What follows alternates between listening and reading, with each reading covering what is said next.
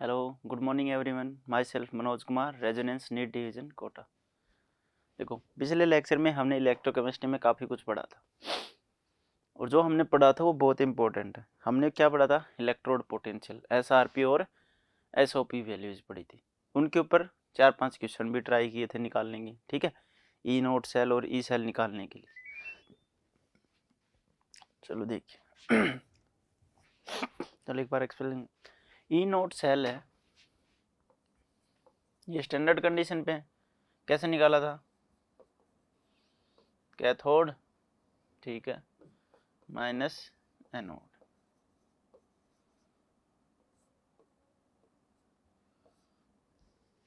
अब ये इंपॉर्टेंट क्यों है? देखो बेटा, जब आप इस पूरे चैप्टर में कहीं पे भी कुछ भी पढ़ोगे तब इसकी जरूरत पड़ेगी।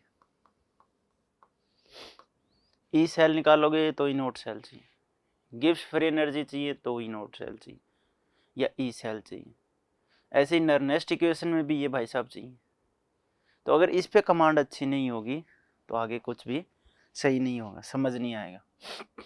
दूसरी चीज अगर आप देखो तो बताइए जरा, मान लो आपके पास क्या है, ई नोट सेल नहीं निकालना आता तो आप उस पूरे क्वेश्चन को क्या नहीं कर पाएंगे, अप्रोच नहीं कर पाएंगे। सेकंड चीज, अब ई नोट सेल निकालने के लिए आपको एसआरपी और एसओपी वैल्यू पे पकड़ होनी चाहिए आपके, अच्छे से पकड़ होनी चाहिए। ऐसे नहीं कि बस थोड़ा बहुत आता है सर ये कर लिया, नहीं। इन दोनों वैल्यूज के टर्म्स, जैसे मेटल दिया हुआ है और इसके लिए आपको क्या क्या आना चाहिए, ये ई नोट सेल की वैल्यूज गिवन है, ये मेटल, मेटल प्लस या फिर ये मेटल। आपको इनका मीनिंग पता होना चाहिए दोनों चीजों का, तभी आप अप्रोच कर पाओगे कि अगर ई नोट सेल की वैल्यू दी है, ये कौन सी वैल्यू ऑक्सीडेशन, ये कौन सी वैल्यू है रिडक्शन। रिडक्शन का मतलब ये एसआरपी वैल्यू गिवन है और ये एसओपी वैल्यू गिवन है। इनके बिना भैया इलेक्ट्रोकेमिस्ट्री नहीं चलेगी, ठीक है। यहां पे हम हमेशा क्या लेंगे, कैथोड की एसआरपी वैल्यू, कैथोड पे जो भी होगा उसकी।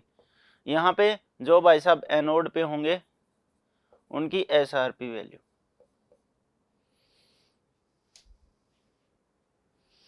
समझ गए बात को? ठीक है, तो सारा मामला किस पे है, अगर क्वेश्चन में कुछ गिवन नहीं है तो हम उसको एसआरपी वैल्यू मानेंगे, सिर्फ पोटेंशियल गिवन है, कुछ ना गिवन हो तो उसको हम क्या मान के चलेंगे, एसआरपी वैल्यूज। ठीक है सर, इनका मीनिंग पता होना चाहिए, कैसे कैलकुलेट करते हैं कैथोड माइनस एनोड, ठीक है। इसी को कई बार लोग रखते हैं कैथोड पे क्या होता है, रिडक्शन, तो इसको रिडक्शन भी बोल सकते हैं। माइनस एनोड पे क्या होता है, ऑक्सीडेशन, ऐसे भी लिखा मिल जाता है, कोई बड़ी बात नहीं है, ठीक है।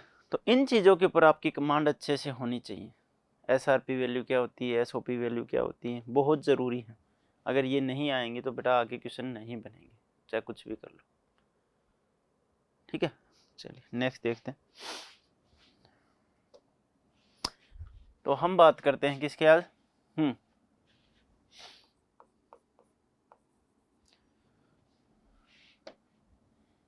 पहले क्वेश्चन है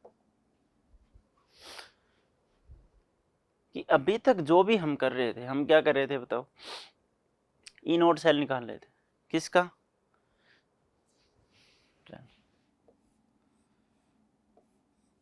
ये दो हैं, डिफरेंट डिफरेंट क्या है, इलेक्ट्रोड है, कनेक्टेड है, एक कैथोड और एक एनोड, या फिर राइट साइड एनोड आएगी, कैथोड आएगी, इसको बोलो मत आप, ये ऐसे ही लिखो, cathode anode. Left side oxidation, oxidation anode और एनोड के साथ नेगेटिव, ठीक है। तो भैया हम बार बार ये कर रहे थे, इन दोनों को आपस में मिला के ई नोट सेल निकाल रहे थे, कैथोड माइनस है एनोड और ये ई सेल। बताइए जरा, ये ओरिजिनल है इनका डिफरेंस? हम बार बार एक ही चीज कैलकुलेट कर रहे हैं, डिफरेंस। हम बार बार किसको कैलकुलेट कर रहे हैं, डिफरेंस को, फिर से हमने कोई डिफरेंट जिंक की ले ली, कॉपर की ले ली, उनका डिफरेंस पता चल गया। जिंक की ले ली, प्लेटिनियम की ले ली, उसका पता चल गया। कॉपर प्लेटिनियम ले ली, उनका पता चल गया। किसी का भी पता चल रहा है तो सिर्फ और सिर्फ डिफरेंस, एग्जैक्ट वैल्यू किसी की नहीं पता चल पा रही थी। ठीक है, तो इसको बोलते हैं measurement of electrode potential of electrode. अब इसके लिए क्या जरूरत पड़ी, इसके लिए हम क्या ऐसा कर सकते हैं कि हमें ये मिल जाए कि इलेक्ट्रोड की वैल्यू क्या होगी। ठीक है, एक्चुअल वैल्यू। तो साइंटिस्ट ने बहुत सोचा इसके बारे में, ठीक है, कि कैसे निकालें इसकी वैल्यू। भाई जब भी हम कुछ भी कर रहे हैं, मान लो इसकी वैल्यू x है, इसकी वैल्यू y है, तो आ गया x माइनस वाई। मान लो इसकी वैल्यू कुछ रही होगी, हमें क्या मतलब, हमारे पास जो वैल्यू आई x माइनस वाई, ना तो इसकी वैल्यू है x, ना इसकी value x minus sorry x minus y, ना तो इसकी वैल्यू है ना इसकी वैल्यू। एग्जैक्ट वैल्यू तो हमारे पास आई नहीं, सिर्फ डिफरेंस आया। इन द सेंस आप ये लगा लो, इसकी वैल्यू मान लो 30 और इसकी वैल्यू मान लो 50, माइनस का 20 आंसर आ गया। हमें ये पता चल गया कि इन दोनों प्लेट्स के बीच, दोनों इलेक्ट्रोड के बीच 20 का अंतर है, 20 का गैप है। हमें ये पता नहीं चला कि वो 20-30 हैं, या ये भी हो सकते हैं 50 माइनस 70, ये भी हो सकते हैं 70 माइनस 90, कुछ भी हो सकता है, 10 माइनस 30 हो सकते हैं, 15 माइनस 35 हो सकता है, सभी का डिफरेंस 20 आ रहा है। हम कैसे आइडेंटिफाइड करेंगे इसकी क्या वैल्यू है, इसकी क्या वैल्यू। ठीक है, तो इसके लिए बनाया गया स्टैंडर्ड हाइड्रोजन इलेक्ट्रोड। क्या बनाया गया, स्टैंडर्ड हाइड्रोजन इलेक्ट्रोड। हेडिंग डालो,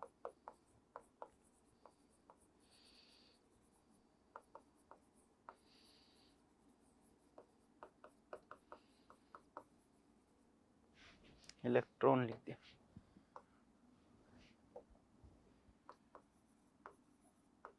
इसको बोलते हैं SHE, और इसको नॉर्मल भी बोलते हैं।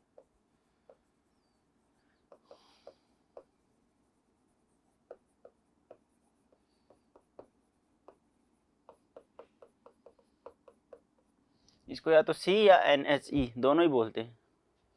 स्टैंडर्ड हाइड्रोजन इलेक्ट्रोड या नॉर्मल हाइड्रोजन इलेक्ट्रोड भी बोल सकते हैं। तो साइंटिस्ट ने इसके ऊपर काम किया। अब देखो ये काम कैसे करते हैं।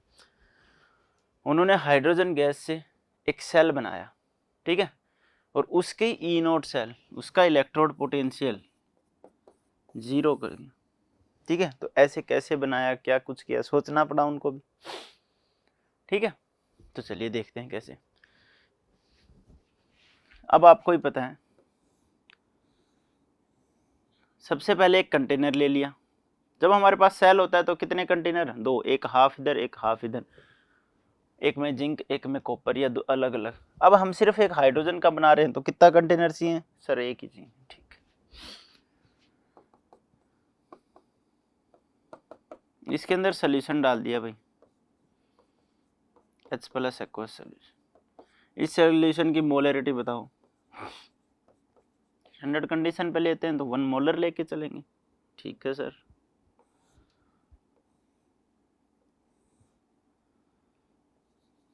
यहाँ पे प्लेटिनियम लगा दिया हमने, इसको बांध दिया एक वायर की हेल्प से, प्लेटिनियम की रॉड हो गई है। अब देखो हमारे पास इलेक्ट्रोलाइटिक सोल्यूशन है जिसकी मोलरिटी 1 है, हमारे पास इलेक्ट्रोड है, सारा सेटअप तैयार है। अब हमें सिर्फ हाइड्रोजन गैस डालनी, H2 गैस लिखवाई देना कंडीशन, STP यानी 1 बार पे। कितने प्रेशर पे हम ये गैस डाल रहे हैं, सर H2 गैस हम डाल रहे हैं 1 बार एटमॉस्फेरिक प्रेशर पे, तो डाल दी। अब देखो यही कैथोड हमारे पास, ये हमारी एनोड भी है और ये हमारी सर कैथोड भी है, सब कुछ यही है हमारा इसमें तो। ठीक है, अब हाइड्रोजन गैस ही गैस गई तो एक बार हाइड्रोजन का ऑक्सीडेशन होगा, एक बार हाइड्रोजन गैस का रिडक्शन होगा। H2 का जब रिडक्शन ऑक्सीडेशन होगा तो 2H प्लस आयन में कन्वर्ट हो जाएगी, प्लस 2 इलेक्ट्रॉन बाहर, रिएक्शन बैलेंस करके लिखे। वहीं अगर बात करें कैथोड पे तो 2H प्लस आयन है वो 2 इलेक्ट्रॉन गेन करके किस में कन्वर्ट हो जाएंगे, H2 में।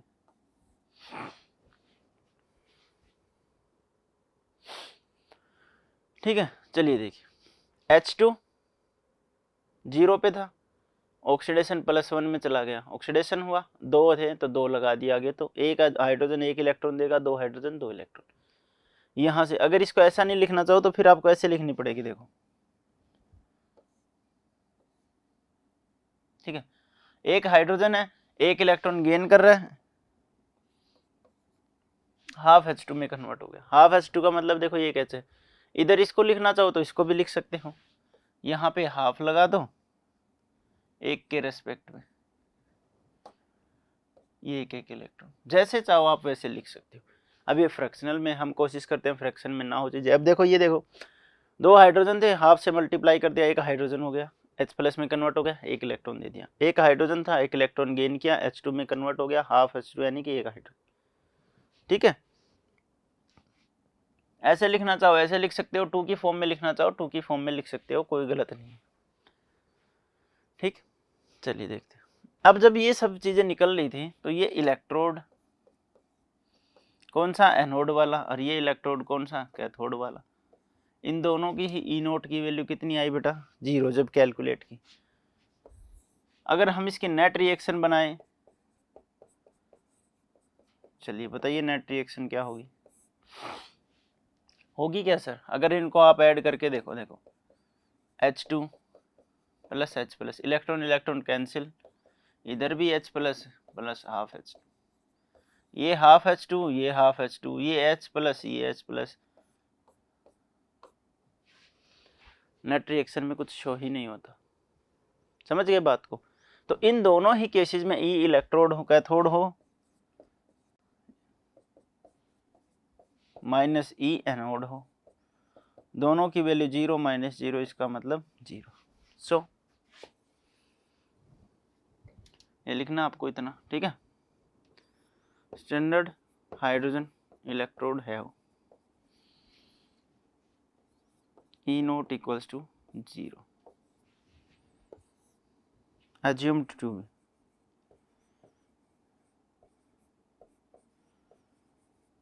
ये अज्यूम किया गया भाई, अज्यूम कर दिया हमने, साइंटिस्ट लोगों ने बोल दिया कि इसको हमेशा ऐसे ही लेके चलना है। चलिए इसकी वैल्यू कितनी आ गई बेटा, 0। ठीक है, ओके लिख लो।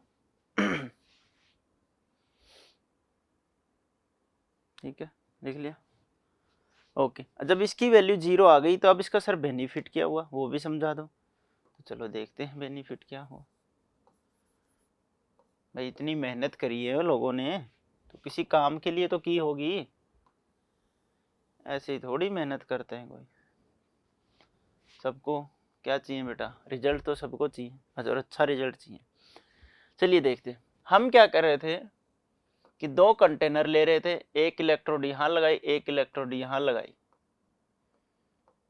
इन दोनों को आपस में कनेक्ट कर रहे थे और इससे इनका डिफरेंस पता चल रहा था। बस अब मैंने क्या किया कि यहाँ पे जिंक की प्लेट है और ये मैंने हाइड्रोजन वाली लगा दी अपनी H2 या SHE लगा दिया, यहाँ पे मैंने लगा दिया।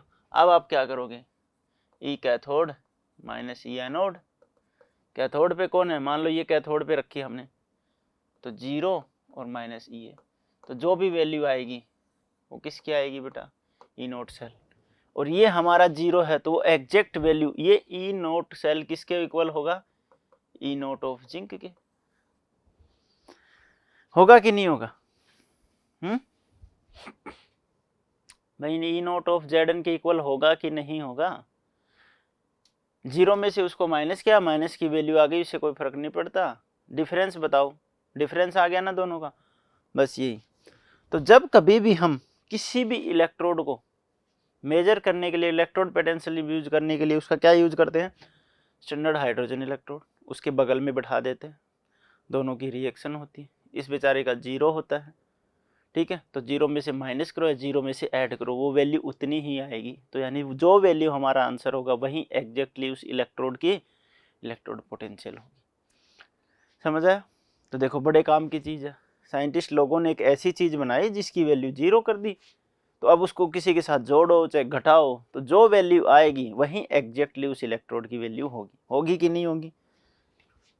ठीक है, दो मेन फंक्शन इसके क्या हुए, सबसे पहला मेन फंक्शन तो यही है, स्टैंडर्ड हाइड्रोजन का इलेक्ट्रोड पोटेंशियल 0।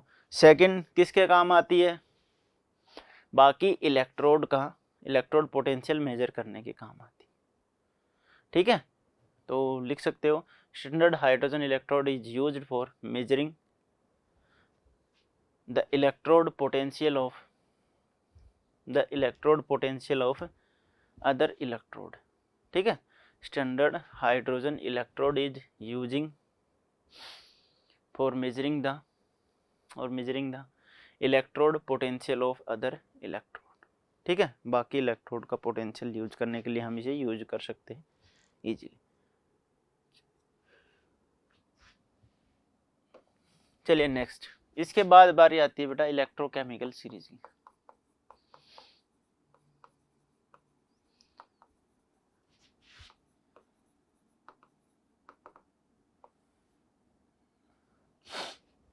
ये बड़ा इंटरेस्टिंग है। ठीक है, अलग अलग बुक में अलग अलग लिखा हुआ है, तो आपको इतना ज़्यादा रटने की जरूरत नहीं है, इसको आप पहले तो समझो।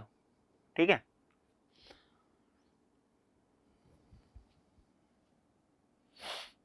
चलिए सबसे ऊपर लिखते हैं हम मोर रिएक्टिव, फिर मॉडरेट, लास्ट में लेस रिएक्टिव।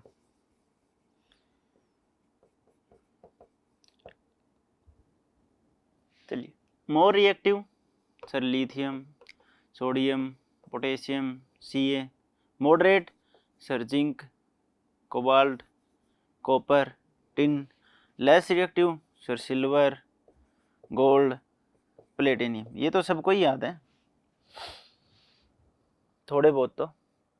चलिए अब इनके बीच बीच में कुछ आएंगे, याद करने पड़ेंगे, उनका कोई तरीका नहीं। चलिए बात करते हैं इसकी।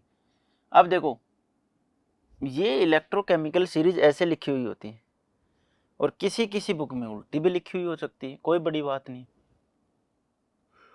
एक्चुअली दो वैल्यू, एक एसआरपी वैल्यू और एक एसओपी वैल्यू, उसके डिपेंडेंट की गई हमने। तो ठीक है, तो सबसे पहले एसआरपी वैल्यू की बात करते हैं। ठीक है, उसके बाद एसओपी, क्योंकि हम ज़्यादातर एसआरपी में ही काम करते हैं सारे, और जो नहीं दी गई उसको क्या मानते हैं, एसआरपी वैल्यू। अब एसआरपी वैल्यू क्या होती है, टॉप टू बॉटम इंक्रीज होती है।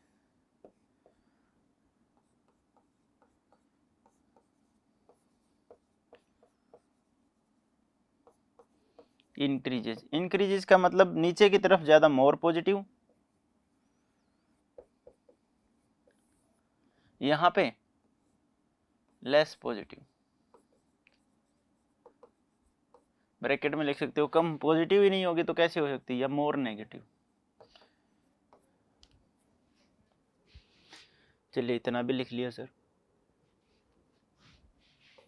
चलिए देखिए एसआरपी वैल्यू लिख दी, ठीक है।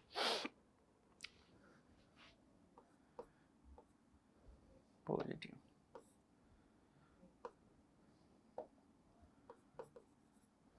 ठीक है। चलिए तो सर ये काम कैसे करती है। अब कल मैंने दो दो लाइनें लिखवाई थी, कल नहीं मतलब पिछले लेक्चर में अपन ने दो दो चार चार लाइन लिखवाई थी।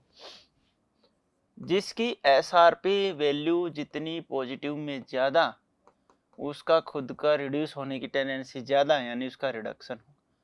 जिसका रिडक्शन होता है दूसरे का वो ऑक्सीडेशन करता है, तो उसको ऑक्सीडाइजिंग एजेंट बोलेंगे। एसओपी वैल्यू जितनी ज़्यादा पॉजिटिव में एसओपी वैल्यू, उसका ऑक्सीडेशन होता है। जिसका ऑक्सीडेशन होता है वो रिड्यूसिंग एजेंट कहलाता है।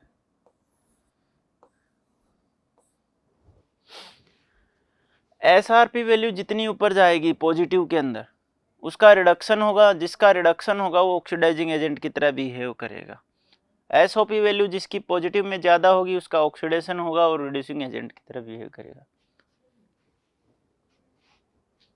अगर टॉप टू बॉटम हम जा रहे हैं, मोर पॉजिटिव का मतलब नीचे की तरफ जा रहे हैं तो पॉजिटिव होती जा रही है। जितनी ज़्यादा पॉजिटिव होती जाएगी उसका रिडक्शन होता जाएगा और ऑक्सीडाइजिंग एजेंट। तो इसके बेसिस पे हम कह सकते हैं कि नीचे के जाने पे ऑक्सीडाइजिंग एजेंट मिलेगा, वहीं ऊपर जाने पे सर रिड्यूसिंग एजेंट मिलेगा।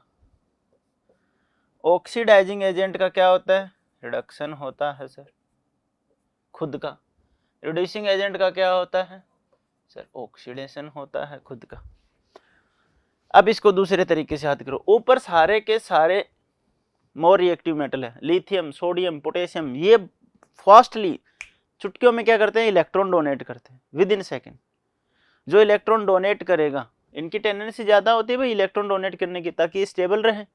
जैसे एक इलेक्ट्रॉन डोनेट के लिए नोबेल गैस बन जाते हैं, 2 इलेक्ट्रॉन डोनेट के नोबेल गैस बन गए। तो जो इलेक्ट्रॉन डोनेट करेगा उसका ऑक्सीडेशन, जिसका ऑक्सीडेशन रिड्यूसिंग एजेंट। समझ आ गई बात? बस एक ही चीज याद कर लो, ये अपने आप हो गई। चलिए सेकंड चीज समझते हैं। तो इसके हिसाब से लिथियम हमारा टॉप पे आता है, स्ट्रॉन्गेस्ट रिड्यूसिंग एजेंट। कौन हो गया बेटा? लिथियम। यहां पे लास्ट में लिख लेना F2 आता है।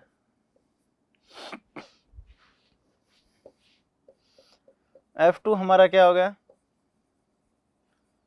Strongest oxidising agent.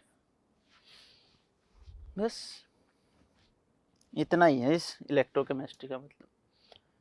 जैसे जैसे नीचे की तरफ आएंगे ऑक्सीडाइजिंग एजेंट बढ़ता जाएगा, तो F2 सबसे ज़्यादा। जैसे जैसे ऊपर रिड्यूसिंग बढ़ेगा तो ऑक्सीडेशन होगा, तो रिड्यूसिंग एजेंट की टेंडेंसी बढ़ती जाएगी। चलिए अब बात करते हैं वैल्यू की। यहाँ पे वैल्यू होती है पॉजिटिव में, यहाँ पे वैल्यू होती है इसकी -3 पॉइंट समथिंग होती है वोल्टेज। कितनी होती है? -3 पॉइंट। अब ये -3 से -2 में जाएगा, -1 में जाएगा, फिर 0, फिर +1, +2, +3 के आसपास यहाँ तक चला जाएगा। तो समझ गए इस बात को, डिफरेंस को? ये हमारी क्या है बेटा? Electrochemical series.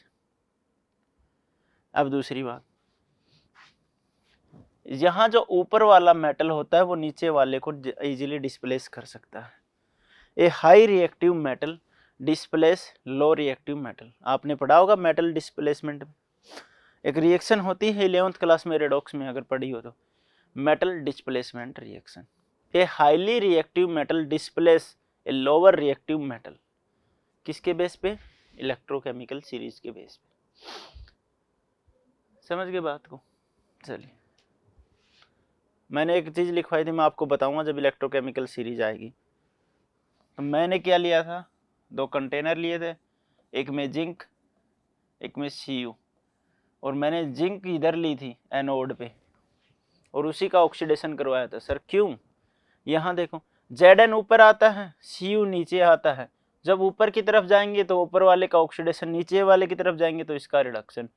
तो इलेक्ट्रोकेमिकल सीरीज के अकॉर्डिंग Zn और Cu में Zn का ऑक्सीडेशन होगा और Cu का रिडक्शन होगा। Cu का क्या होगा? रिडक्शन। इसलिए हम इनको ऐसे लिखे थे।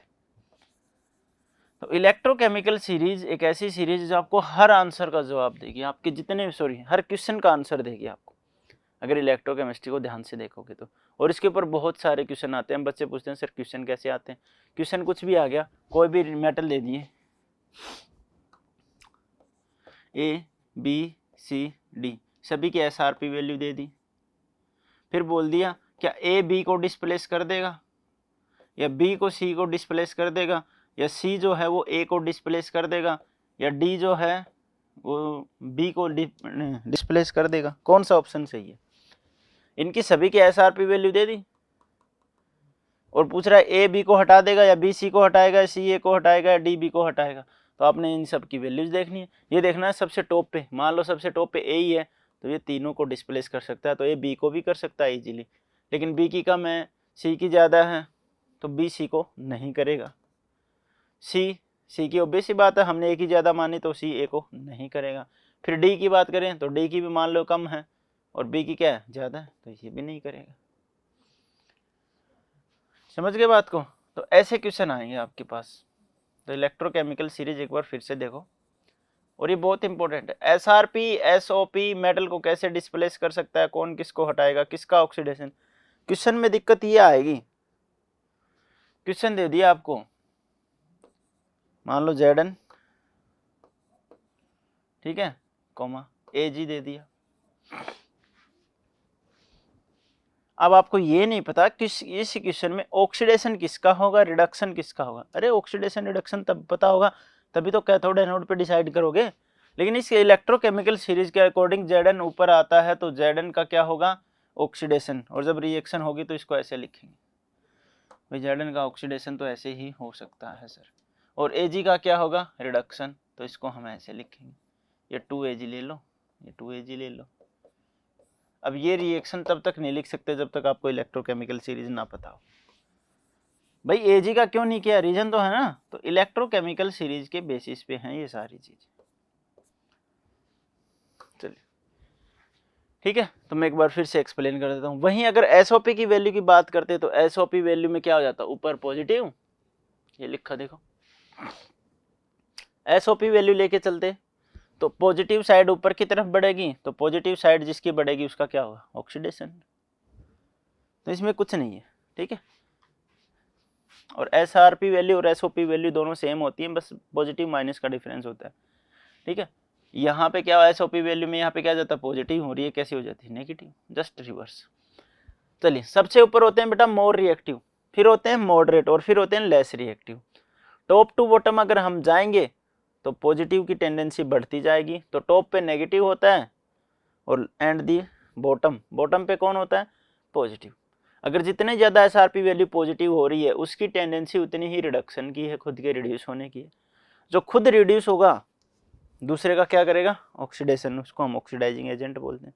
सो F2 will be strongest oxidising agent. Lithium सबसे टॉप पे आता है, सबसे कम वैल्यू है, जिसकी सबसे कम वैल्यू होगी अगर इसका रिडक्शन है तो इसका क्या हुआ होगा, ऑक्सीडेशन, जिसका ऑक्सीडेशन होता है वो रिड्यूसिंग एजेंट, तो lithium is the strongest reducing agent. जो हाईली रिएक्टिव मेटल हैं ऊपर वाले हैं वो नीचे वाले को इजीली डिस्प्लेस कर सकते हैं। समझ आ गई बात। चलिए हाँ बस इतना ही है। अब इसकी एप्लीकेशन, कोई एप्लीकेशन बता दो। चलिए एप्लीकेशन डिस्कस करते हैं। आपने इलेक्ट्रोकेमिकल सीरीज पढ़ तो ली, लेकिन काम क्या क्या आती है। तो सबसे पहले तो ये कंपैरिजन कर सकती है किसका, मेटल का, comparison between metals, EOP value या एसआरपी वैल्यू के बेसिस पे, ठीक है। तो एसआरपी वैल्यू के बेसिस पे हम कंपैरिजन किसका कर सकते हैं, सर मेटल का कंपैरिजन कर सकते हैं। सेकंड चीज, इसी के बेसिस पे हम क्या निकाल पाते हैं, इलेक्ट्रोड पोटेंशियल निकाल पाते हैं, ठीक है। तो ये बहुत ज़्यादा इंपॉर्टेंट चीज़ है, इलेक्ट्रोकेमिकल सीरीज किस किस काम आती है। चलिए समझ आई बात। तो इलेक्ट्रोकेमिकल सीरीज के बेसिस पे हमें पता चलता है कि कौन सा मेटल की रिएक्टिविटी कितनी है, कौन से मेटल का कंपैरिजन हम अच्छे से कर सकते हैं, ठीक है। चलिए नेक्स्ट पढ़ते हैं हम। याद रखोगे ना इलेक्ट्रोकेमिकल सीरीज, ठीक है। तो आपको देखो क्या याद रखना है, ई नोट निकालना, ई कैथोड माइनस ई एनोड, और उसके लिए आपको ई नोट की वैल्यू समझ आनी चाहिए। ये पॉजिटिव में जा रहा है, ये पॉजिटिव से 0 में जा रहा है, ये दोनों का मतलब पता होना चाहिए। ये दोनों वैल्यू एसआरपी वैल्यू होनी चाहिए, तो आपको एसआरपी और एसओपी वैल्यू पता होनी चाहिए। फिर आपको एसआरपी और एसओपी वैल्यू के बीच पे टॉप टू बॉटम किसका पता होना चाहिए, इलेक्ट्रोकेमिकल सीरीज का पता होना चाहिए। कौन ऊपर आएगा कौन नीचे आएगा, जो ऊपर आएगा वो रिड्यूसिंग एजेंट, जो नीचे आएगा वो ऑक्सीडाइजिंग एजेंट। तो ये सारी चीज़ें आपको पता होनी चाहिए, ठीक है। चलिए हम जो नेक्स्ट टर्म है वो पढ़ेंगे नस्ट इक्वेशन, या अलग अलग प्रोनाउंसिएशन है भाई इसका, जैसे कि मेरा प्रोनाउंसिएशन अलग हो सकता है साउथ वाले लोगों से, ठीक है। तो ऐसे ही कोई इसको नस्ट इक्वेशन बोलते हैं, कोई इसको नर्नेस्ट इक्वेशन बोलता है।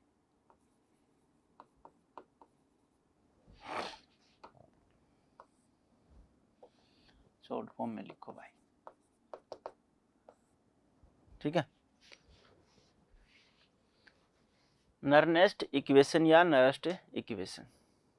चलिए अभी तक हमने एसआरपी वैल्यू निकालना सीख लिया सर, एसओपी वैल्यू निकालना सीख लिया, ई नोट की वैल्यू निकालना सीख ली, ई कैथोड माइनस ई एनोड निकालना सीख लिया। अब बात करते हैं किसकी, नस्ट इक्वेशन की। आपके पास कोई रिएक्शन है क्या, उस रिएक्शन की निकाल सकते हो नस्ट इक्वेशन। ये पूछा जाए। जैसे कि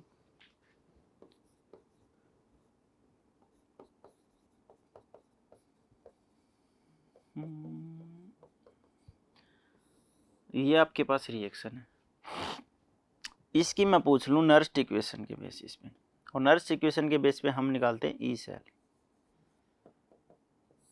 क्या निकालते हैं? E cell. चलिए अब इसका ई सेल निकालेंगे, तो ई नोट सेल तो हम इजीली निकाल सकते हैं, कैथोड माइनस एनोड, लेकिन ई सेल निकालने के लिए नर्स्ट इक्वेशन से निकालना पड़ेगा, और ये एक फॉर्मूला है अपने आप में, बड़ा ही मज़ेदार फॉर्मूला है, बहुत ईजी है, कुछ नहीं करना, बहुत आसान है। तो इसको निकालने के लिए हमें किस किस की जरूरत पड़ेगी, समझ में आएगी बात को? ठीक है, चलिए देखते हैं।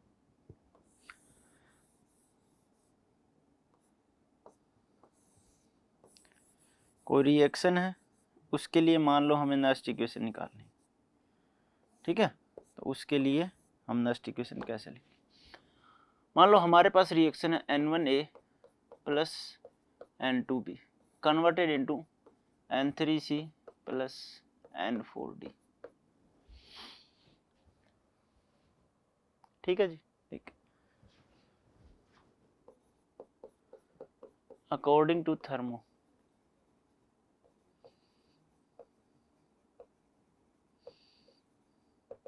थर्मोडायनेमिक्स में हम डेल्टा जी की वैल्यू निकालते हैं, delta G naught plus R T L N Q. चलिए अब थोड़ा बहुत याद करने की कोशिश कीजिए, इसको हम कैसे निकालते हैं। देखो डेल्टा जी क्या होता है? चेंज इन वॉल्यूम, ठीक है। Delta G is equals to change in, sorry volume नहीं, change in gives free energy, and delta G naught at standard, ऐसे नोट लगा दिया तो वो क्या है? स्टैंडर्ड है, ठीक है। अगर मान लो कोई रिएक्शन ऐसी आ जाए, कोई रिएक्शन कैसी आ जाए जिसके अंदर मान लो रिवर्सिबल भी प्रोसेस हो रहा हो, इरिवर्सिबल प्रोसेस हो रहा हो, दोनों प्रोसेस है, ठीक है। तो केमिकल इक्विलिब्रियम में पढ़ा होगा आपने। देखो Q का मतलब क्या होता है, और एक होता है, देखो इसका कि change in gives free energy, change in gives free energy at standard condition, ठीक। आर गैस कांस्टेंट है, टी क्या है? सर टेम्परेचर है। Q की बात करते हैं, Q बड़ा मजेदार है। Q का मतलब क्या होता है? इसको बोलते हैं रिएक्शन कोफिशिएंट, ठीक है, product divided by reactant, product divided by reactant, ठीक है। वहीं अगर बात करें कि इक्विलिब्रियम भी लिख सकते हैं, ये भी सेम होता है, प्रोडक्ट डिवाइडेड बाय रिएक्टेंट। तो सर दोनों में डिफरेंस क्या है? डिफरेंस है, रिवर्सिबल लिख लेना इसको। देखिए जरा, किसी रिवर्सिबल इक्वेशन के लिए इन आयनिक कंडीशन, ठीक है, अभी लिखवाते हैं। इक्विलिब्रियम का मतलब होता है अगर ये रिएक्शन, अभी ये रिएक्शन कैसी है सर? ये फॉरवर्ड डायरेक्शन में भी जा सकती है और बैकवर्ड डायरेक्शन में भी जा सकती है, ठीक है। अब मैं बोलूँ ये इक्विलिब्रियम की कंडीशन पे, इसका मतलब दोनों साइड क्या है? बैलेंस है, इक्वल है, रिएक्शन एग्जैक्टली बैलेंस चल रही है, एकदम बैलेंस।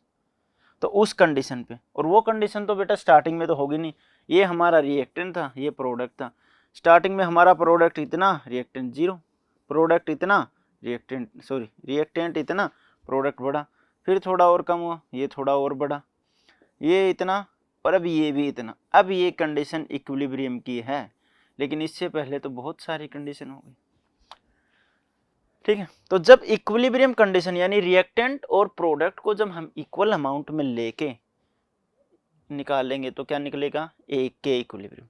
और अगर हम किसी भी टाइम पे निकाल दें, इस टाइम पे, पर्टिकुलर टाइम पे, ठीक है, मान लो 25 मिनट के बाद ये हालात पैदा हो गए, तो 25 मिनट के बाद जब हम के इक्विलिब्रियम निकालेंगे, इसको बोलेंगे कौन सी कंडीशन पे बेटा? इक्विलिब्रियम। लेकिन मैं बोलूँ 20 मिनट के बाद, 5 मिनट के बाद, 10 मिनट के बाद, तो वो क्यू से डिनोट करेंगे, ठीक है। अभी लिखवाते हैं।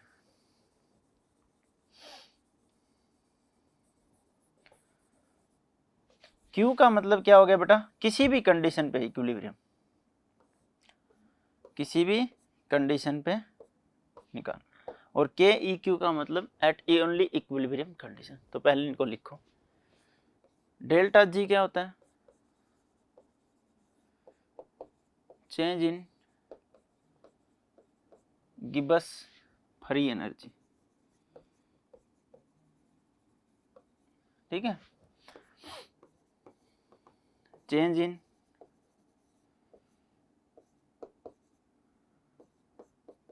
Standard Gibbs free energy,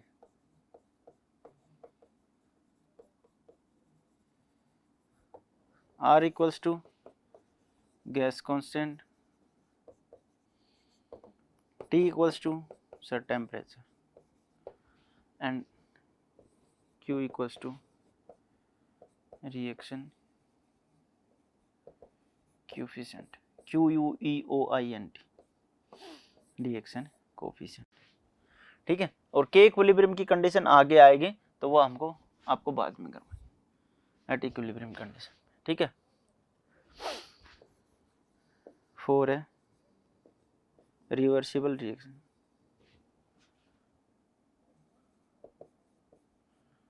reversible reaction इन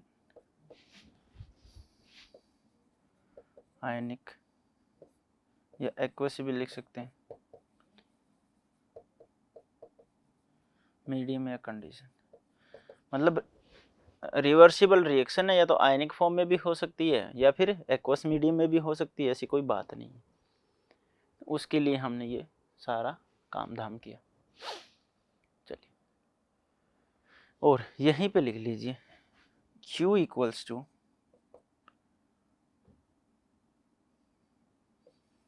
प्रोडक्ट का कंसंट्रेशन, इसको ऐसे लिखने का मतलब होता है कंसंट्रेशन डिवाइडेड बाय रिएक्टेंट का कंसंट्रेशन। प्रोडक्ट हमारे पास कौन है सर? प्रोडक्ट हमारे पास एक तो C है और एक D है, रिएक्टेंट हमारे पास A है और सर जी B है, लेकिन इनके आगे कुछ स्टिक्योमेट्री कोफिशिएंट है तो वो एज इट इज यूज होंगे, N3 N4 N1 N2, और इसी को हम क्या बोलते हैं? Reaction coefficient.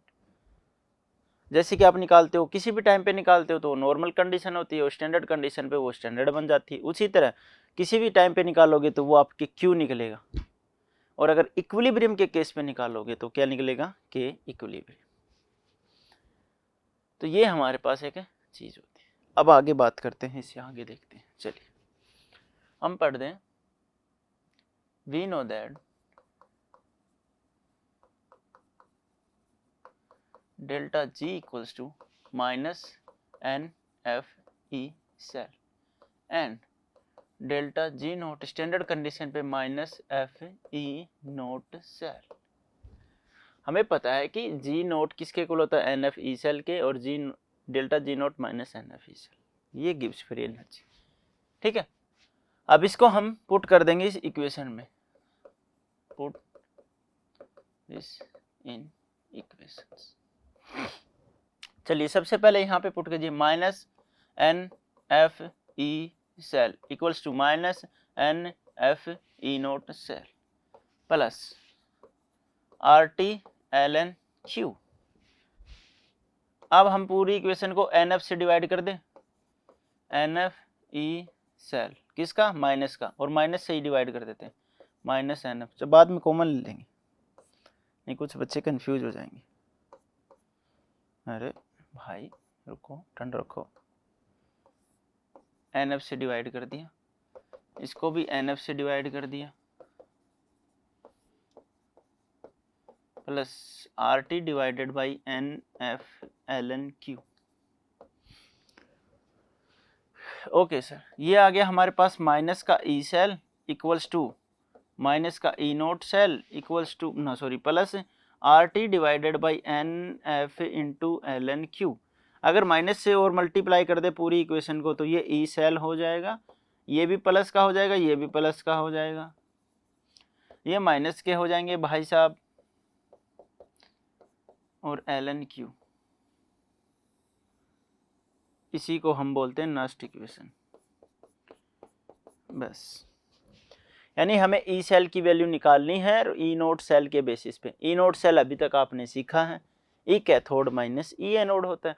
आर की वैल्यू गैस कांस्टेंट, T की वैल्यू जो गिवन टेम्परेचर हो, N की value number of change of electron, कितने इलेक्ट्रॉन का चेंजेज हो रहा है, F की value Faraday 96500 96,500 coulomb, Ln Q की वैल्यू आप यहां से रख दोगे कंसंट्रेशन, बताओ क्या रहेगी। और एट 25 डिग्री सेल्सियस यानी कि 298 केल्विन, 298 केल्विन पे E cell equals to E naught cell. अब R की वैल्यू भी कांस्टेंट है, T की वैल्यू हमें दे दी 25 यानी कि 298, N की वैल्यू हमें पता नहीं है, F की वैल्यू भी क्या होगी कांस्टेंट 96,500 कूलम होती है, ठीक है, ज़्यादातर बच्चों को पता होगी। चलिए अब सारी वैल्यू आपको दे दी, तो R की वैल्यू, T की वैल्यू और F की वैल्यू रख के कैलकुलेट करेंगे तो ये वैल्यू आती है, और Ln की वैल्यू भी, और Ln की वैल्यू क्या रखेंगे अभी समझाते हैं। और ये हो जाएगा log ऑफ Q, और Q को लिख सकते हो आप प्रोडक्ट डिवाइडेड बाई रिएक्टेंट। तो मैं प्रोडक्ट डिवाइडेड बाई रिएक्टेंट लिखना शुरू कर देता हूँ, बहुत जगह यही लिखा मिलेगा ताकि आप कंफ्यूज ना रहे, product divided by reactant.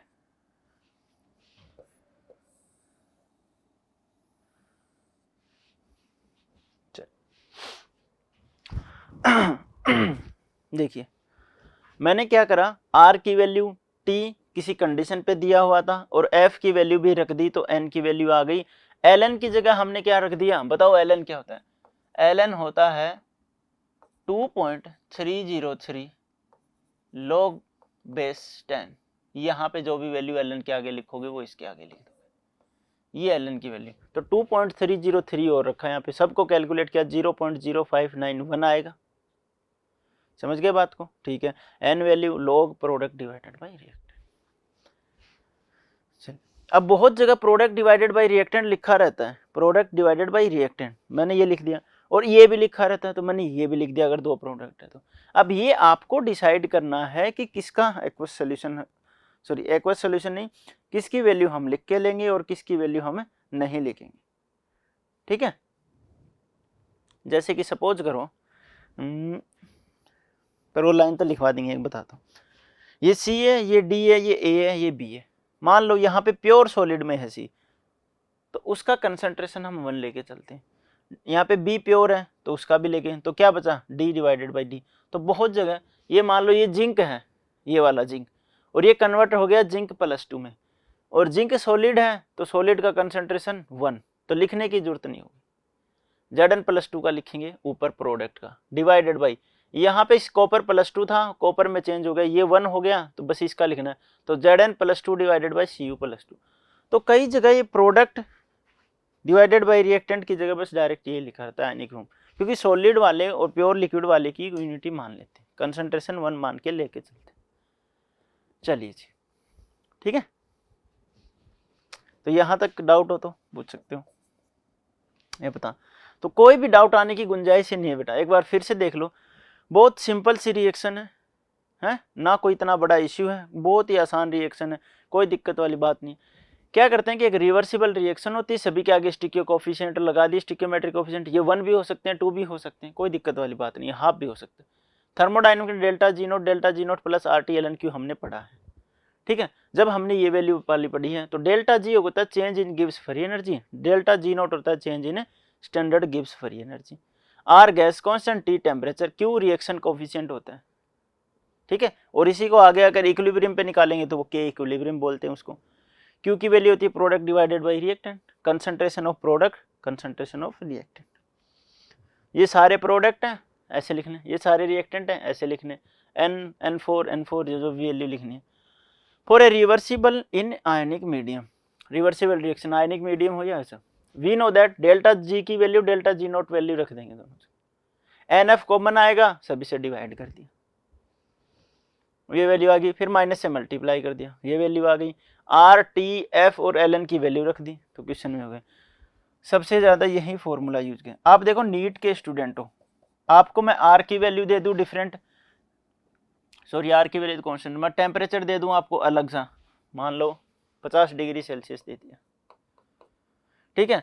F की वैल्यू भी आपके पास है। अब आप आर की वैल्यू रखोगे, टी की वैल्यू रखोगे, एन की वैल्यू रखोगे, एफ की वैल्यू रखोगे, 2.303 लॉग की वैल्यू रखोगे, इतने सबको मल्टीप्लाई करोगे भैया, पॉसिबल नहीं है वहां पे 1 मिनट में ऐसा क्वेश्चन हो जाए। तो कैलकुलेशन से बचाने के लिए ये वाली रिएक्शन बहुत इंपॉर्टेंट है। 90% या 99% क्वेश्चन इसी रिएक्शन पे आते हैं, इसी फॉर्मूले पे बेस्ट आते हैं।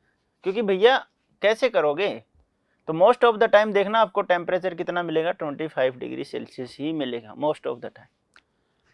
तो इस चीज का आप ध्यान रखें, ठीक है। प्रोडक्ट डिवाइडेड बाय रिएक्टेंट, और लिख लो इसके नीचे, नोट लगा के लिख लो,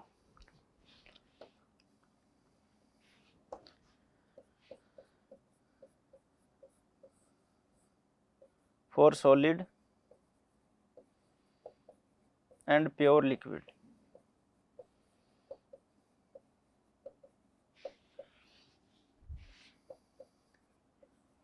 the concentration will be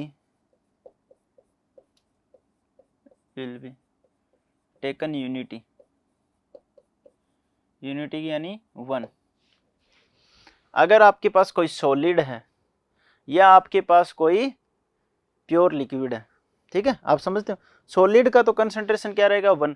sir pure liquid का कैसे हो सकता है, प्योर लिखा है, प्योर का मतलब वो खुद ही है, उसके अलावा उसके पास कुछ और नहीं है, ठीक है। तो कंसंट्रेशन में चेंज कब आएगा, जब उसके अंदर सॉल्यूट की पार्टिकल हो या कुछ और एक्स्ट्रा चीज हो। तो प्योर लिक्विड और सॉलिड के लिए हम 1 लेके चलेंगे, ठीक है, समझ में आई बात। चलिए अब क्वेश्चन लिखते हैं, अब लिखते हैं क्वेश्चन, नहीं पहले हाउ टू अप्लाई, ये भी सीखो आप, how to apply Nernst equation.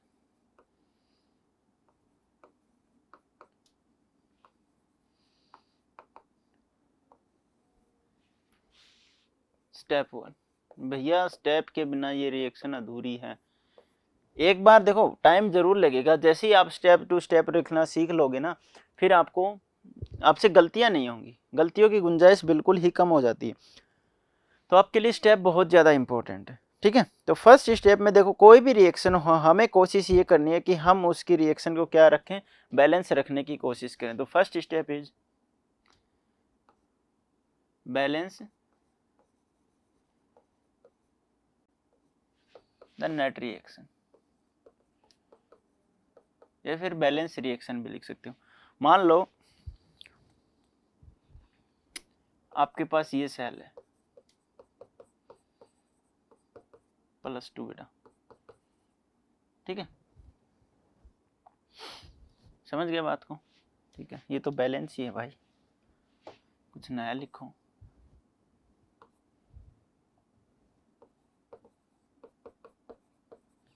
चलिए मैं लिखता हूं एनोड, फिर मैं लिखता हूं कैथोड।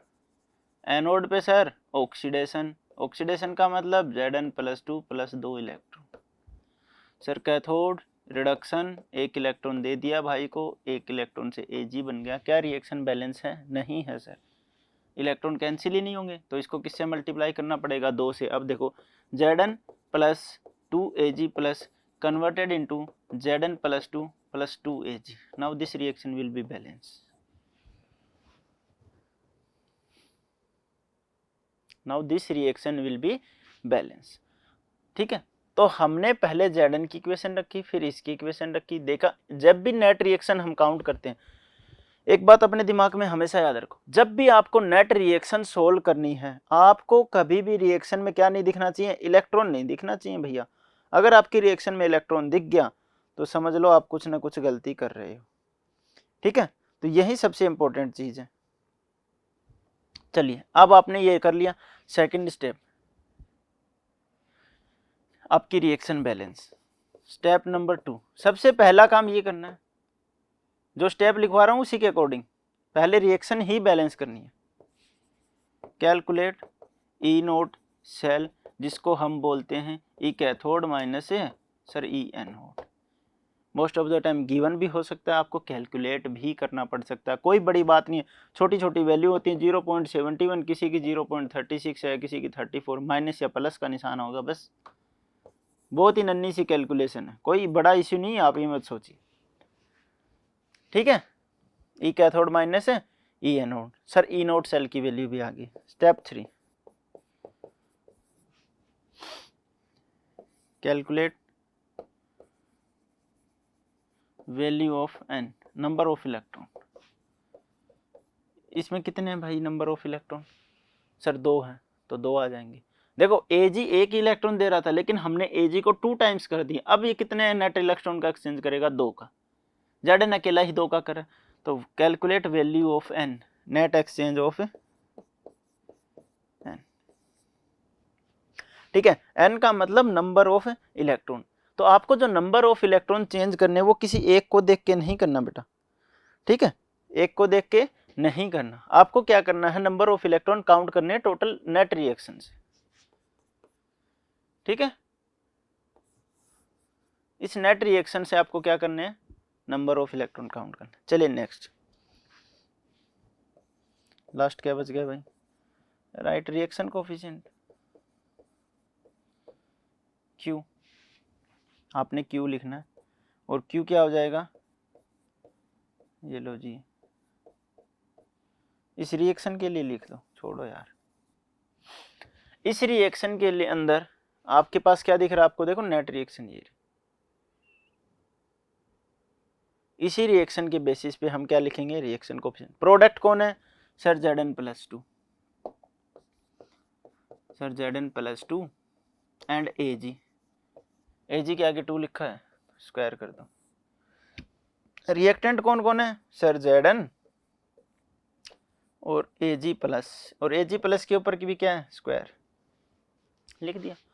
अब ध्यान से देखो, Zn सॉलिड की फॉर्म में है, ये वाला Zn, इसकी वैल्यू 1 हो जाएगी। Ag भी सॉलिड की फॉर्म में है, 1 की पावर 2, ये भी 1 हो जाएगा। तो इनडायरेक्टली ये किस पे डिपेंड करेगा, Zn+2 डिवाइडेड बाई Ag+1 का होल स्क्वायर, बस मोस्ट ऑफ द एक्वस या आयनिक फॉर्म पे ही चलेगा। ऐसे सॉलिड और लिक्विड, ये सॉलिड हैं दोनों ही, सॉलिड के कंसंट्रेशन 1 मान के चलते हैं, बस इतना ही, ठीक है। बताओ कोई दिक्कत हुई हो तो यहाँ तक, ठीक है। एक बार फिर से रिवाइज करो। देखो सबसे पहले बैलेंस द नेट रिएक्शन, आपको रिएक्शन क्या करनी पड़ेगी बेटा, बैलेंस करनी पड़ेगी, चाहे कुछ भी हो जाए, ठीक है। रिएक्शन क्या करनी पड़ेगी, बैलेंस ही करनी पड़ेगी, इसका और कोई ऑप्शन नहीं है। चलिए रिएक्शन बैलेंस हो गई। इफ बैलेंस रिएक्शन से हमें क्या पता चल जाएगा, n की वैल्यू पता चल जाएगी, और साथ के साथ हमें ई नोट सेल निकालना है, कैथोड माइनस ई नोट, और ये लिखना है इस रिएक्शन के बेसिस पे। अब आपको कई बार लॉग की वैल्यू काम आएगी, अब ये दिक्कत वाले केस हो सकती है। देखो log 10 की बेस 1 आपको सबको पता होगा, log 0, log 10 base 2, log 10 base 3, और log 4 की जरूरत नहीं है, 5, ठीक है। चलिए इतने से काम बन जाएगा, मैं दिखाता हूँ। log 1 इक्वल्स टू क्या होता है सर, 0। log 2 इक्वल्स टू होता है बेटा 0.3010, log 3 होता है 0.4771 शायद, log 5 होता है 0.6991, log ऑफ 10 इक्वल्स टू 1। आप ये 5 वैल्यूज याद रख लीजिए, काफ़ी हैं, इन्हीं के बेसिस पे मैं log की मोस्ट ऑफ द टर्म हो जाएंगी, मोस्ट ऑफ द क्या, सारी ही हो जाएंगी आपके, तो ठीक है। log 1 equals to 0, log 2 equals to 0.3010, log 5 equal 3 equals to 0.4771 and log 5 equal to 0.699, लिख लिया। और वो भी तो लिखा था हमने, अगर नहीं, ln इक्वल्स टू, ln के पास यहाँ पे कुछ होगा, वही यहाँ पे आएगा 2.303 log 10 बेस। चलिए log की वैल्यू एक साथ ही करवा देते हैं, चलो करवाते हैं। आपके पास log के कुछ फॉर्मूले होंगे, वो काफ़ी इंपॉर्टेंट है। जैसे कि log ऑफ a की पावर n है, हम इसको लिख सकते हैं पावर n आगे और log ऑफ a। ठीक है, दूसरा है log of m plus n, इन दोनों का एडिशन है तो इसको लिख सकते हैं log m plus log n। ठीक है, चलिए, नहीं सॉरी मल्टीप्लाई में है।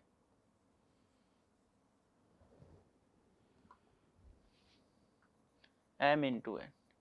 वहीं अगर बात करें log m divided by n, तो हम इसको लिख सकते हैं log of m minus log of n, तो ये काफ़ी रहेगा। जैसे कि बहुत सारे बच्चों को डाउट हो रहा है सर log 4 को मैं लिख सकता हूँ log ऑफ 2 की पावर 2।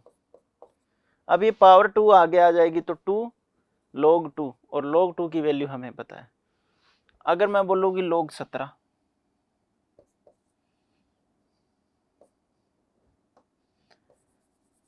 ठीक है,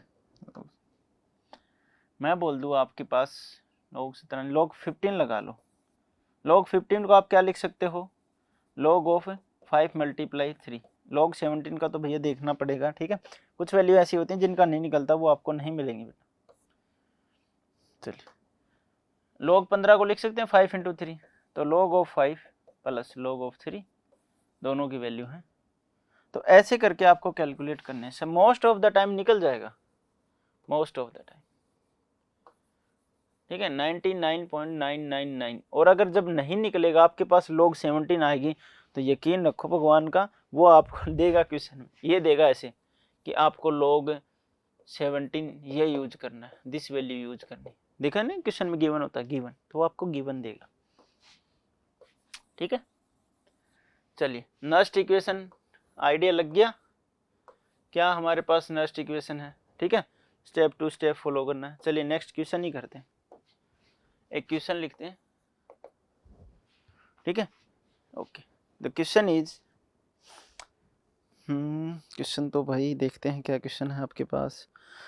right the next equation and calculate the EMF of cell at 298 Kelvin. ठीक है, right next equation and calculate the EMF of cell.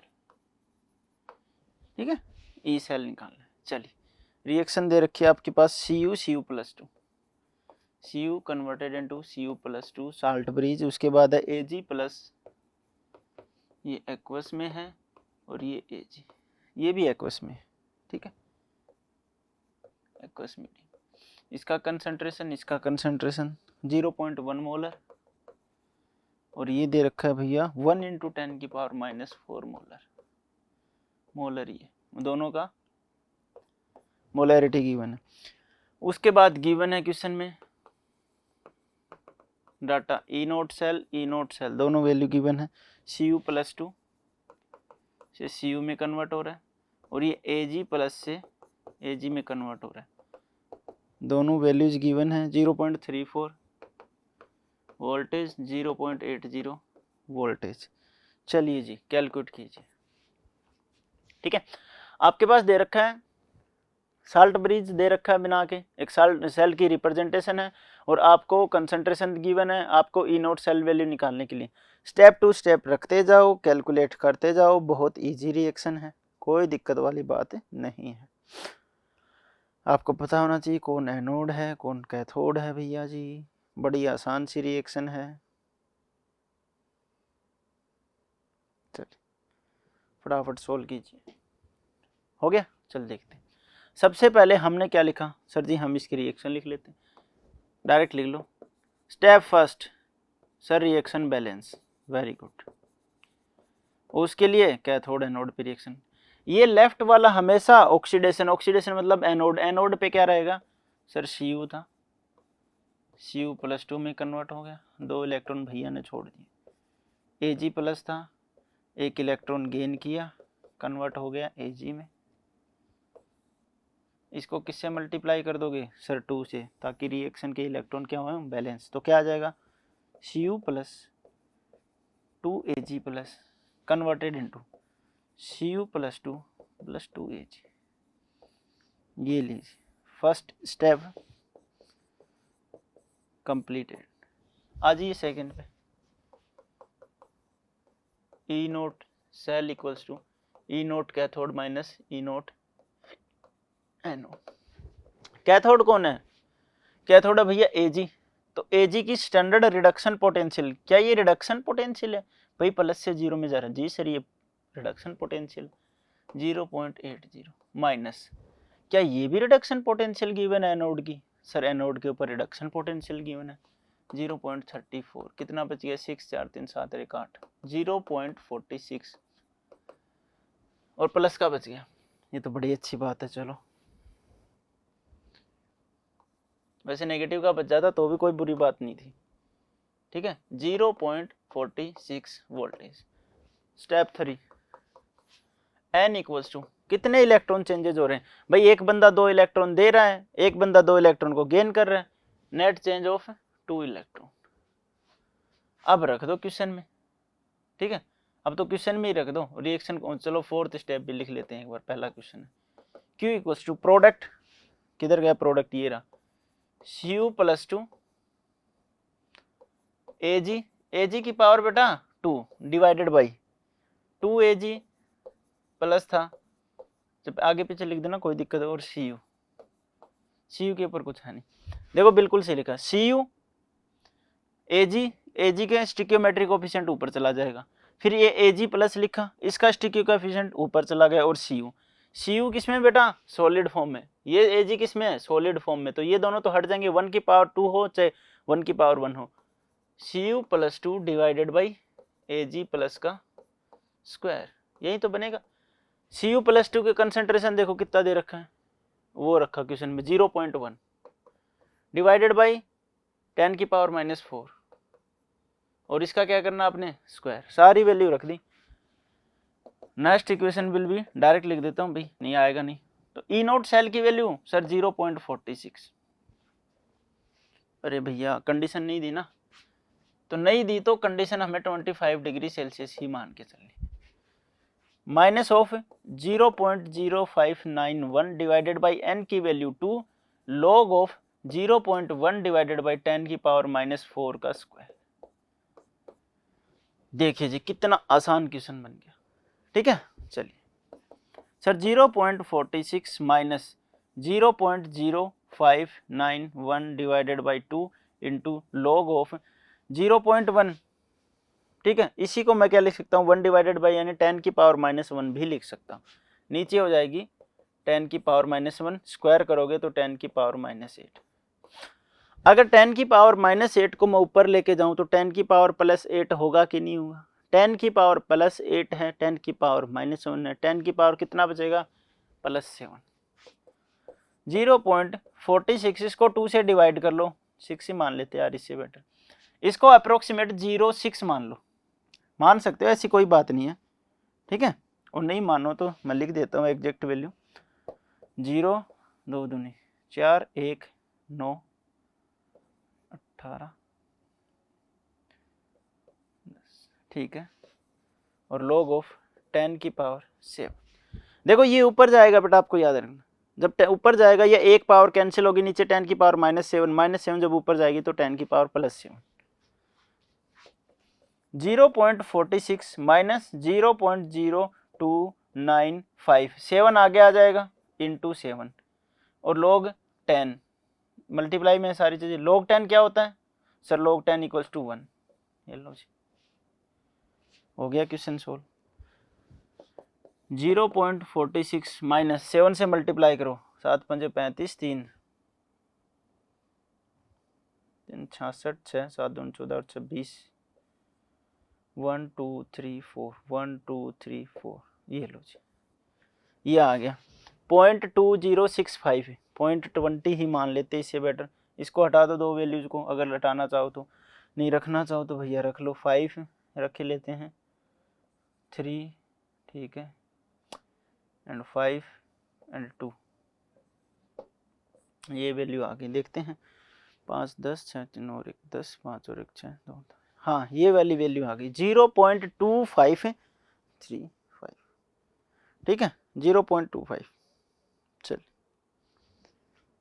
बिल्कुल सही है, कोई दिक्कत वाली बात नहीं। तो समझे कि नहीं समझे? चलिए एक बार मैं फिर से देखो, ये पूछा Cu plus 2 salt bridge Ag plus Ag था, बिल्कुल था सर। इसका कंसंट्रेशन कुछ था, कुछ इसका कंसंट्रेशन था एट 25 डिग्री सेल्सियस पे। कुछ कंडीशन ना गिवन हो तो आपको 25 मान के चलना, और ये दोनों वैल्यू गिवन थी। सबसे पहला स्टेप, सर हमें रिएक्शन बैलेंस करनी है, तो हमने एनोड वाली रिएक्शन लिखी, कैथोड वाली, दोनों को ऐड कर दिया, इलेक्ट्रॉन हमें चाहिए नहीं, तो ये हमारी total calculation. Step first sir easily complete हो गया, कोई दिक्कत वाली बात नहीं। इसका ऑक्सीडेशन, इसका रिडक्शन, ठीक। Step 2 E cell equal to cathode minus anode. Sir cathode की भी एसआरपी वैल्यू थी और एनोड की भी एसआरपी वैल्यू थी, एज इट इज रख दी, फॉर्मूले में कोई चेंज नहीं। 0.46 number of exchange of electron n. देखो Cu सर 2 इलेक्ट्रॉन दे रहा है, लेकिन Ag एक ही इलेक्ट्रॉन गेन कर रहा है। लेकिन Ag हैं कितने बेटा बैलेंस करने के बाद? सर 2 Ag हैं तो 2 इलेक्ट्रॉन ले लेंगे।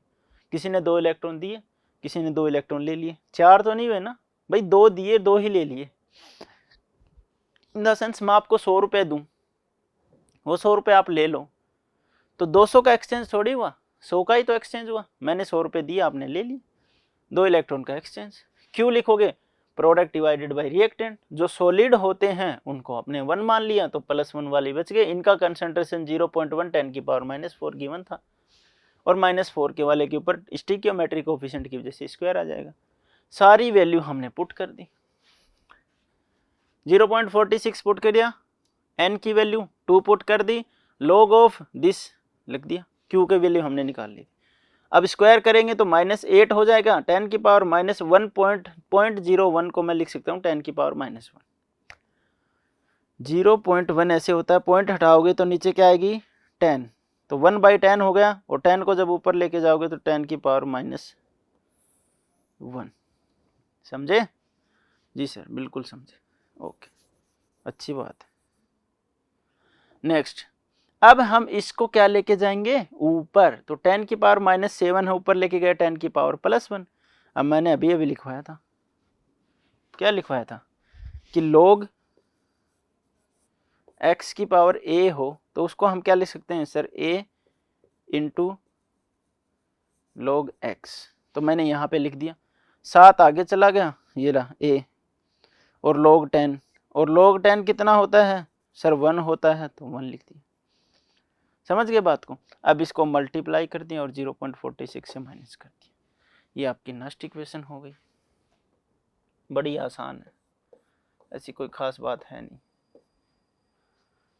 समझ गए बात को आप? ठीक है, तो इसके बेसिस पे कुछ क्वेश्चन होंगे, वो आपको ट्राई करने होंगे। नेक्स्ट लेक्चर जब भी होगा हम और ट्राई करेंगे क्वेश्चंस की, ठीक है। और आपने थोड़ा सा log की वैल्यू पे फोकस करना। सबसे इंपॉर्टेंट चीज़, आपको बेटा SRP वैल्यू और SOP वैल्यू पे कमांड करनी होगी, ताकि आपका ई सेल ईज निकल जाए। जब तक आप ई नोट सेल नहीं निकालोगे बात नहीं बनेगी। तो आप ई नोट सेल पे कमांड कीजिए, फिर आप इलेक्ट्रोकेमिकल सीरीज पे कमांड कीजिए, SRP SOP, उसके बाद पूरा चैप्टर, ये मान लो कुछ भी नहीं है, इन्हीं के बेसिस पे पूरा चैप्टर, ठीक है। ये तो फार्मूला बेस है भाई, फॉर्मूला है सिंपल सा, आपने लिख दिया E naught cell equal to E naught cell, ये आप निकाल लोगे। अगर ये निकालोगे, नहीं निकालोगे तो क्वेश्चन कैसे होगा? RT की वैल्यू की जगह पूरा फॉर्मूला है जी, एज इट इज दिया हुआ है, कुछ करना ही नहीं, ठीक है। तो माई सजेशन इज आप SRP SOP वैल्यू पे कमांड कीजिए, उसके बाद ई नोट सेल निकालना सीखिए अच्छे से, और सारे क्वेश्चन कीजिए, ढेर सारे क्वेश्चन कीजिए, ठीक है। उसके बाद electrochemical series and then next equation, ठीक है। तो नेक्स्ट टाइम पे हम और क्वेश्चन करेंगे, तब तक के लिए आप पढ़ते रहिए, ठीक है। Okay, thank you.